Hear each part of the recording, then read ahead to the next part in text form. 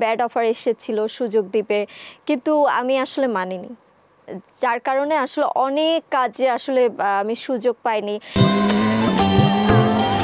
তখন তো ওইভাবে চিনতাম না, ভাবতাম না অনেক কিছু, বাট এখন ইন্ডাস্ট্রির অনেক কিছু চেনার পরে আমার কাছে ফিল হয় দে আর নাথিং। এই চলচ্চিত্র নিয়ে তুমি আসছো হচ্ছে 2017 সালে, হ্যাঁ 17 সালে 2020-এ হচ্ছে তোমার দহন, 18 থেকে হচ্ছে 2 বছর পরে দহন।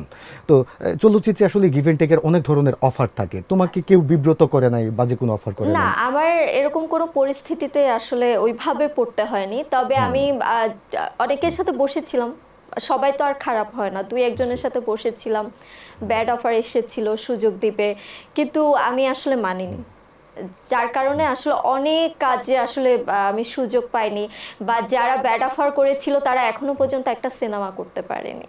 আর কি ইন্ডাস্ট্রির পরিচিত মানুষ নাকি আসলে এই শুধু অফার করে বেড়ায়, এরা কোনো কাজের সঙ্গে যুক্ত না? আসলে তাদের না, তখন তো ওইভাবে চিনতাম না, ভাবতাম না অনেক কিছু, বাট এখন ইন্ডাস্ট্রির অনেক কিছু চেনার পরে আমার কাছে ফিল হয় দে আর নাথিং রিয়েলি। আচ্ছা, তাহলে কি আমরা বলতে পারি যে আসলে যারা ব্যাড অফার করে এরা আসলে অফার করার জন্যই ঘুরে বেড়ায়? ঘুরে বেড়ায়, আর যারা মানে আসলেই কাজের মানুষ, যেমন আমি যখন যে অডিশন দিই, তার যেদিন অডিশন দিই তার আগে পরে আজিজ ভাই বা রায়হান রাফি ভাই কারোর সাথে আমার পরিচয় কিন্তু ছিল না, ওই অডিশন দিতে যাই তখনই কিন্তু তারা আমার অভিনয় দেখে আমাকে ওই দহনের জন্য সিলেক্ট করে।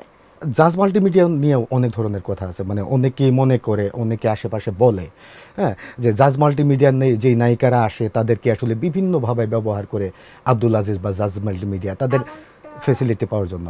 আসলে এমনটার কোনো কিছুই আমি ফেস করতে হয়নি, বা হতেও পারে এটা তাদের ইন্টারনাল ব্যাপার, বাট আমার সাথে কখনো আজিজ ভাইয়ের এরকম কোনো সম্পর্ক ছিল না, বা এরকম কখনো কোনো অফার আমি পাইনি। আমি আমার মতো দহনে কাজ করে তিনি আমাকে সাপোর্ট দিয়েছেন, ট্রুলি বলছি, তিনি আমাকে অনেক সাপোর্ট দিয়েছেন, কিন্তু তার মানে এই না আমি যদি এমন সত্যি কিছু পেতাম আমি আসলে এখনই বলে দিতাম যে না এরকম কিছু একটা হয়েছে, বা এই ইন্টারনাল ব্যাপারগুলো আমি জানি, বলতে পারতাম। প্রথমে জানতে চাই আসলে যুক্ত হয়েছিলেন কিভাবে চলচ্চিত্রের সঙ্গে? আমি আসলে চলচ্চিত্র পা রেখেছি 2018 সালে, আমি ঢাকা এসেছি 2017-তে, তারপর আমি ধরেন থিয়েটার, নাটক, ছোটখাটো নাটকে কাজ করেছি, মিউজিক ভিডিও করেছি। তারপর 2018 সালে আসলে আব্দুল আজিজ ভাই জাজ মাল্টিমিডিয়াতে দহন সিনেমায় আমাকে সুযোগ দিয়েছিলেন, এবং দহন সিনেমায় আমরা 3 জন হিরোইন ছিলাম, জাকিয়া বাড়ি, মমা আপু, পূজা চেরি আর আমি। তো ওইটাই আসলে আমার শুরু। আসলে সিনেমাতে কাজ করার স্বপ্ন দেখেই কিন্তু আজ আমি এই সিনেমা ইন্ডাস্ট্রিতে এসেছি।